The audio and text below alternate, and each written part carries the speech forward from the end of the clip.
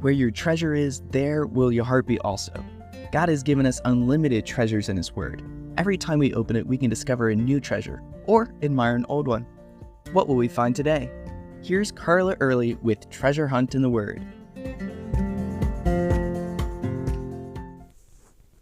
Most adults fondly remember visiting their grandparents' house and doing fun things with them. But when my family went to visit my grandparents, we never spent the night with them. We always stayed with Mrs. Shelley. I loved her home because the bedroom where I stayed had floor-to-ceiling bookshelves with lots of old books for me to read. Another room had a collection of hundreds of hats hanging on the wall. Throughout the house, you could count all of her owl collection.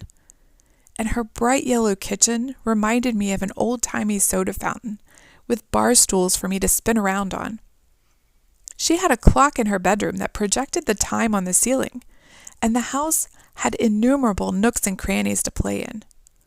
Oh, and did I mention that she had real silver that I got to help polish? Mrs. Shelley and my mom were very close friends, so whereas we spent an hour or two at my grandparents' house, we'd spend the whole weekend with Mrs. Shelley, and some holidays too. Jesus had a place like that. When he visited Jerusalem for Passover and other feasts, he would stay at the home of his friends Lazarus and his sisters Martha and Mary. Their house was only about 2 miles from the big city of Jerusalem. We don't know much about this little family, but we do know that they were very special to Jesus. The disciples looked at Jesus as their rabbi. His mother and siblings saw him as their brother and son. Other people saw him as their healer, teacher, or in the case of the Pharisees, their enemy. But Lazarus, Martha, and Mary saw him as a friend. It must be hard for famous people to have good friends. But in Lazarus and his sisters, Jesus had a safe haven. He visited several times during his ministry. One time holds special significance, and we find the story in John 11. At the end of John 10, Jesus and his disciples have left Jerusalem for greener pastures. The Jewish leaders tried to kill Jesus, but he escaped and went to Bethabara beyond the Jordan, where John the Baptist had been baptizing. Though John the Baptist had been martyred, the people in that area remembered his witness and believed in Jesus. No doubt Jesus and his 12 disciples enjoyed this fruitful time of ministry. But then a messenger came from Bethany. Martha and Mary had sent Jesus a simple message. "Lord, behold, he whom you love is sick." Now we know, because we've heard the story before, that Lazarus was about to die. He might have already been dead when Jesus received the message.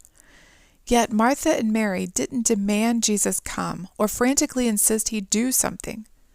They didn't try to persuade him or use highfalutin words to flatter him or remind him of all that they'd done for him. They just told him their problem and left it up to him as to what he would do. That's how we should pray. Sincere, humble, like talking to our dearest friend, sharing our problems but leaving him to decide the solution. Jesus delights for us to bring our needs and problems to him, but he doesn't need our advice or even well-meaning suggestions. He knows the end of the matter before it even starts, and he obviously has his own way of handling things, as we see from the rest of the chapter.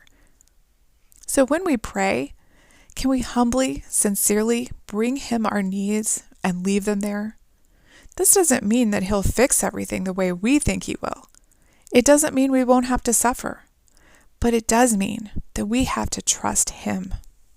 You can contact us at treasurehuntintheword@gmail.com. We'd love to hear the treasures God has given you through his word. You can listen to other episodes on our website, which you can find in the description below. Thank you for listening, and remember, where your treasure is, there will your heart be also.